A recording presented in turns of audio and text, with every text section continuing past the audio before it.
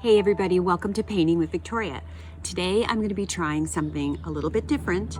We are going to be doing a watercolor, but we're going to be using watercolor pens. And this is by Hippie Crafter. They just sent me an entire set and I'm really excited to try this on this new idea that I have. We will be using Jane Davenport's stamps, and I use Stays On stamping pads. So when I watercolor over, it works out perfectly. The stamp stays on and it doesn't smear. Here are a few samples of some of the cards that I have made. And as you can see, they're really whimsical and they're really fun, and they make great cards for people. So I always love to give hand-painted cards. I think it's much more special than buying a card. So her stamps come in different faces. Today we will be doing this face right here. And we will also, if we have time, we're gonna do this one right here, this stamp. So let's get all of our materials together. You're gonna need your watercolor brushes. Like I said, I'll show you how I use the Hippie Crafter paints. If you want to, you can use watercolor paint.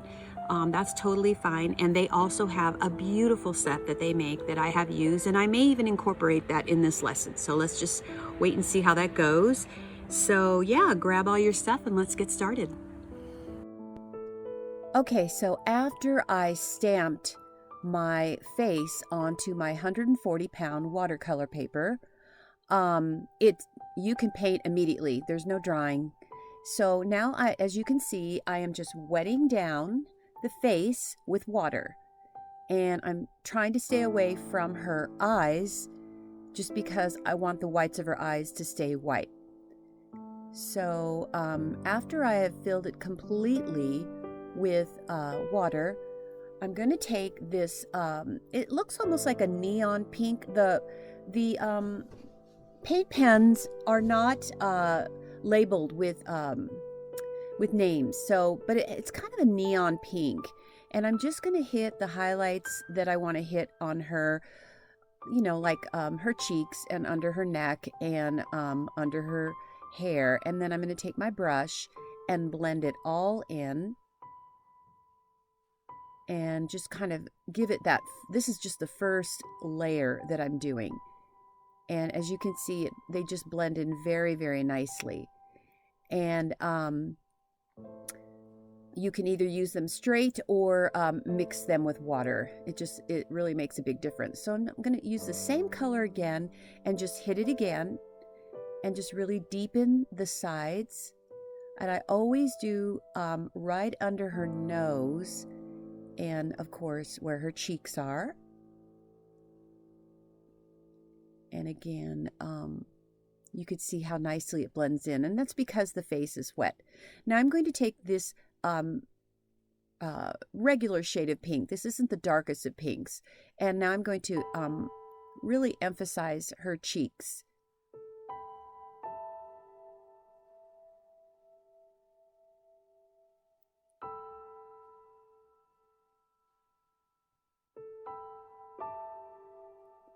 And I'm also going to shadow in under her neck and, of course, under her hairline, and just give her more depth.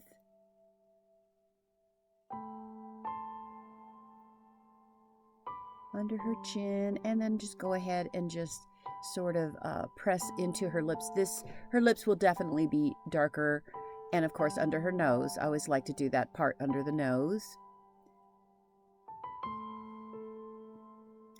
Now I'm going to work on the feathering that's around her her chest. And mind you, even though her face is not dry yet, it doesn't really matter, because if this blends into it, I'm okay with that too, because it's supposed to represent feathers going all the way around her.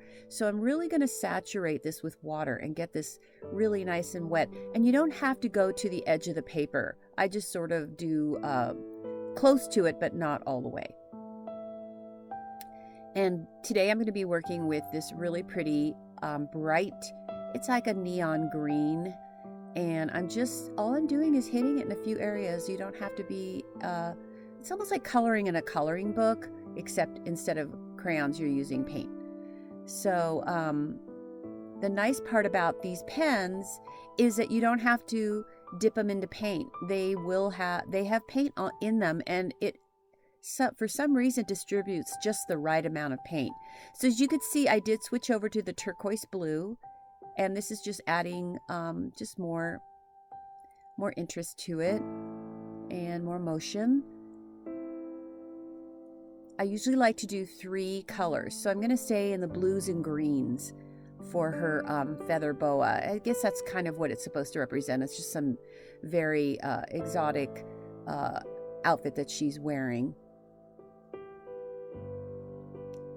So just continue to I'm also doing them in strokes that look like they're kind of pluming out like feathers would. And now I've switched to a jade color, and my paper is still wet, so it is bleeding, which is exactly what I wanted to do, because that's how feathers are very, wispy looking. So this will be the last color that I use. Just kind of wisp it on. Okay, so we're going to move on to the hair now. And I'm blocking in water again. And this time I'm giving her way, way up high. It's actually not hair. It's going to be flowers. But I like to, this is like my thing right now. I love to incorporate, instead of having to hand paint hair, I love to incorporate flowers in that area. So I'm definitely staying in the lines where her, the top of her hair would go. And I'm starting with that beautiful raspberry pink color. And this is the darker of the pinks. And I'm just putting it in swirling motions. These will represent a floral arrangement that's going to be on top of her head. And as you can see with the water, it's just kind of bleeding and doing its thing, which I love.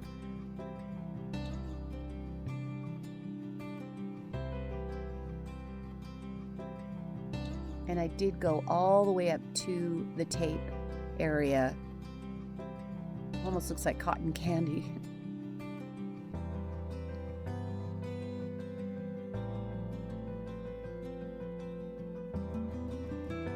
Okay, I've gone back to the neon pink that I have. This is the color that I used on her skin tone.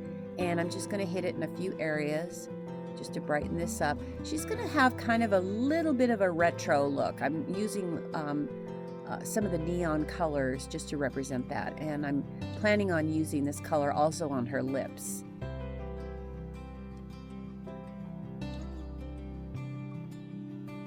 And I've switched over to a violet color, and I'm just going to do, and mind you, do your own flower arrangements just the way you want to, but I'm just going to kind of do a garland of lavender flowers. Okay, so let's work on some details. I did let it dry a bit, and I've taken one of the shades of pink, and I went ahead and experimented before I started filming, just to make sure that I liked what I was doing. And when I do my roses, I start with a dot in the center, and then I just go around and around, kind of like a cinnamon roll, until I stop when I think I think it's finished. So as you can see, a dot, and just go around and around and around, and just in the motion of petals. I would practice on some scrap paper first before you actually start applying it right on your picture. So I've switched to a different pink for the neon colored ones, just because I want them to look like different roses. So this is the lighter of the pinks. So she'll have these 2 shades of roses on her head, and then I'm going to try to imitate like a hydrangea flower on the garland that's in front of her, that's in the purples.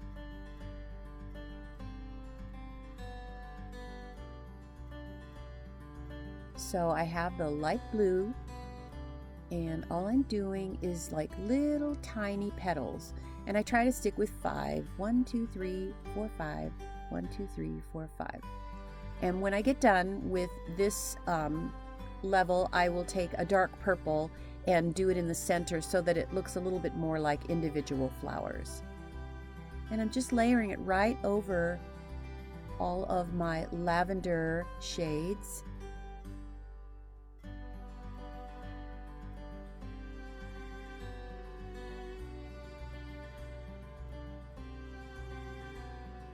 And as you can see, she doesn't need any hair.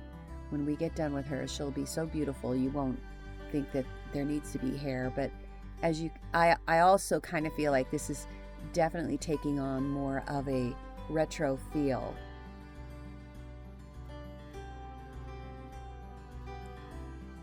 Now I'm doing my little teeny tiny dots in the dark purple. And I'm just doing a couple of sections right now just to show you how I do it, but I won't make you watch me do the whole entire thing.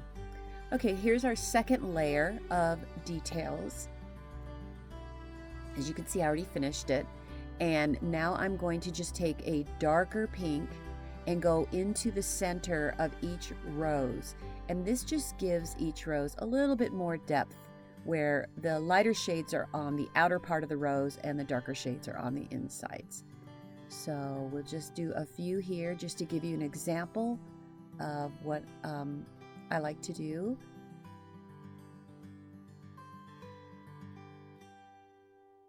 And it's bleeding a little bit, but I love that anyway.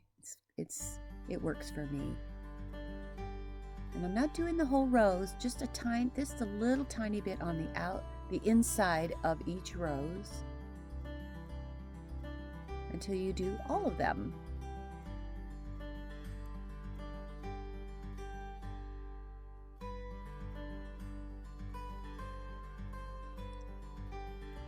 All right, I've taken the blue and I'm going to go ahead and highlight her eyes. And I'm going to take some of this medium shade of pink and do her eyelids.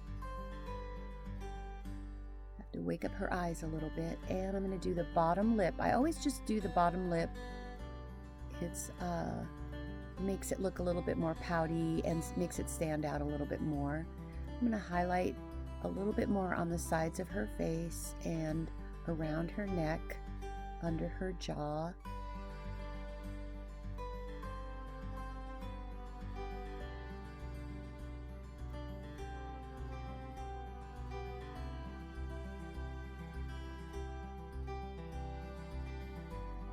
And then the lightest pink I'll use to highlight her cheeks again. Just really make her makeup look very dramatic. Always remember to do under her nose too. And bring it in.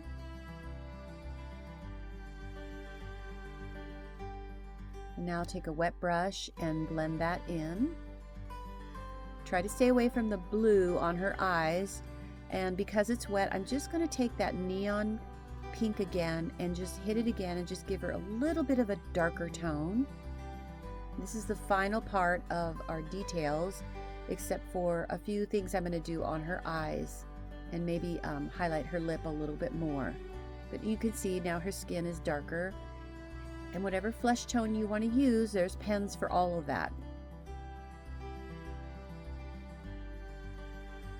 I'm going to take some green and make some little teeny tiny leaves. And I think what this is going to do is tie in the green that's in her outfit.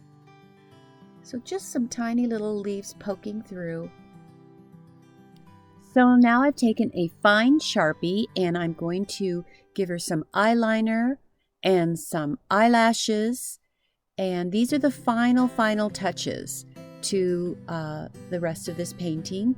The paint pens are a little too heavy to do this fine work, so I just take any kind of a fine tip Sharpie will work for this. And just give her some big fat fake eyelashes, thick eyeliner, and we'll just have a few more highlights to do after that. Nice. Okay, so I've taken my medium shaded pink and I'm just going to go ahead and hit her bottom lip again.